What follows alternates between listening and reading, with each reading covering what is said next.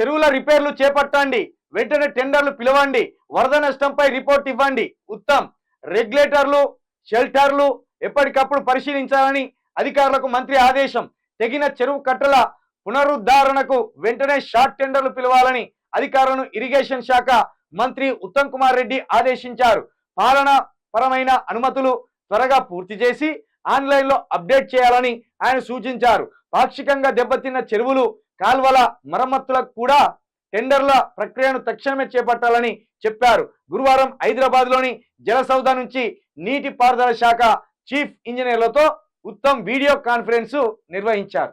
మొత్తానికి ఏ మంత్రి కూడా వరద సహాయక చర్యల్లో లేడనేది వీళ్ళని బట్టి అర్థమవుతుంది. రేవంత్ రెడ్డి గారేమో ఏఐ స్మార్ట్ సిటీకి సంబంధించిన కార్యక్రమంలో పాల్గొన్నారు. బట్టి విక్రమార్క గారేమో ఈ గురు పూజోత్సవ దినోత్సవం సంబంధించి ఆయన ఒక కార్యక్రమంలో పాల్గొన్నారు. ఇక ఉత్తమ్ కుమార్ రెడ్డి గారు ఉన్నకాన్నే ఉండి గుర్రాలను మలిపినట్టు ఆయన ఒక కాడ కూర్చొని వీడియో కాన్ఫరెన్స్ లో మాట్లాడుతూ సహాయక చర్యలు చేపట్టండి అంటాను. వీళ్ళు పోతే కదా యంత్రాంగం అక్కడికి కదిలేది, వీళ్ళు ముందు ఆడుంటే కదా అధికారులకు షో వచ్చేది.